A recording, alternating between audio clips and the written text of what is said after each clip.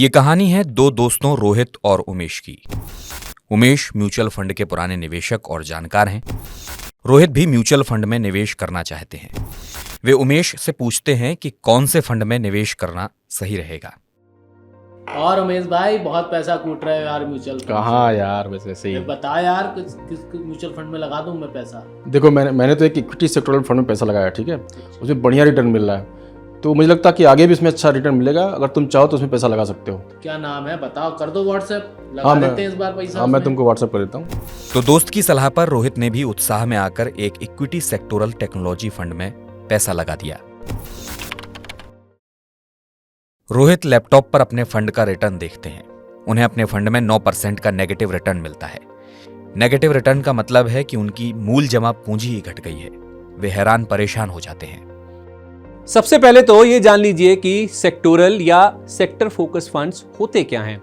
ये फंड किसी खास सेक्टर के स्मॉल कैप, मिड कैप या लार्ज कैप शेयरों में निवेश करते हैं।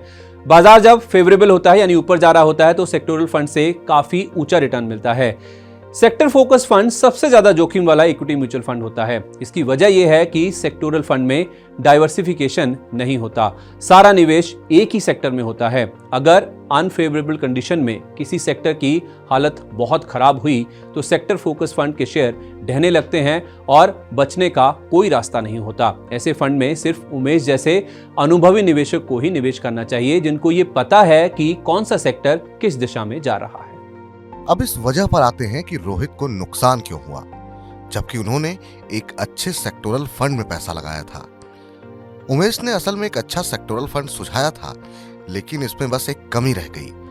उन्होंने रोहित को यह नहीं बताया कि निवेश से पहले अपने रिस्क एपेटाइट यानी जोखिम लेने की क्षमता को भी देखना है।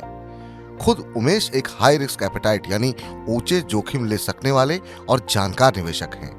वे ये जानते हैं कि सेक्टोरल फंड्स किस तरह से काम करते हैं। दूसरी तरफ रोहित जोखिम से बचने वाले निवेशक हैं, जो ऊंचा जोखिम नहीं लेना चाहते। उनके जोखिम लेने का स्तर लो से मीडियम यानी निम्न से मध्यम तक है।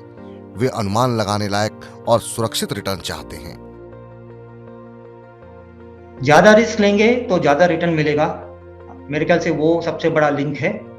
कोई जरूरी नहीं है सबके लिए ये कॉमन होगा, बट अगर आप प्रॉपर प्लानिंग और एसेट एलोकेशन करेंगे तो आप रिस्क को कम कर सकते हो और रिटर्न को बढ़ा सकते हो। उदाहरण के लिए स्मॉल कैप और मिड कैप के मुकाबले लार्ज कैप फंड्स में रिस्क कम होता है।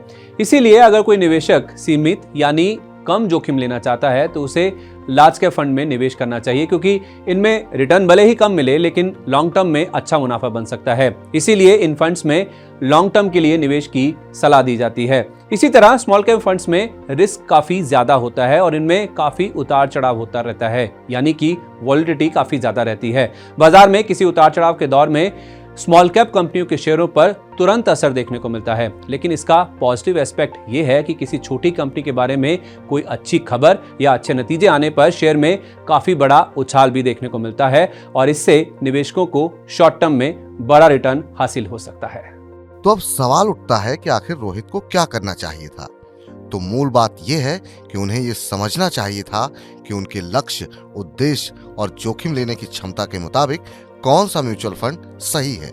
म्यूचुअल फंड बहुत व्यापक तरह के वित्तीय एसेट में निवेश करते हैं, जिनमें इक्विटी, डेट, कॉर्पोरेट बॉन्ड, सरकारी सिक्योरिटीज, कई सेक्टर के शेयर आदि शामिल होते हैं। कई फैक्टर की वजह से इन साधनों की कीमतें लगातार बदलती रहती हैं। इसकी वजह से कई बार भारी नुकसान हो सकता है।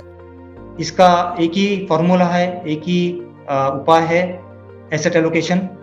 आपकी रिस्क जो भी हो, अगर आप प्रॉपर एसेट एलोकेशन करोगे तो over a long period you will surely आपको रिटर्न्स बहुत अच्छे मिलेंगे। बिकॉज आपने देखा होगा डेट म्यूचुअल फंड है, इक्विटी म्यूचुअल फंड है, गोल्ड है। आपको अपनी रिस्क के हिसाब से डिफरेंट एसेट क्लास में इन्वेस्ट करना चाहिए। आपका अगर रिस्क ज़्यादा है तो यू कैन बी, आप इक्विटी में हायर हो सकते हैं। आपका रिस्क अगर कम है तो आपका एलोकेशन डेट में ज़्यादा होगा। अगर आप ये करेंगे तो आप देखोगे ओवर लंबे पीरियड में आपका रिटर्न काफ़ी सुपीरियर होगा, बजाय आप एक एसेट क्लास में इन्वेस्ट करें। इसके अलावा बाजार में उतार चढ़ाव की वजह से भी किसी फंड के नेट एसेट वैल्यू यानी NAV में गिरावट आती है और इससे किसी निवेशक को नुकसान हो सकता है। इसलिए ये बात अहम हो जाती है कि आप अपने रिस्क प्रोफाइल को समझें और ऐसे फंड में निवेश करें जो आपके रिस्क प्रोफाइल से मैच करता हो। ये बहुत जरूरी है क्योंकि हर कस्टमर की रिस्क डिफरेंट होती है, अलग अलग होती है। जो कस्टमर कम रिस्क लेना चाहता है वो डेट फंड म्यूचुअल फंड में डाल सकता है। जो कस्टमर ज़्यादा रिस्क ले सकता है वो इक्विटी म्यूचुअल फंड में इन्वेस्ट कर सकता है।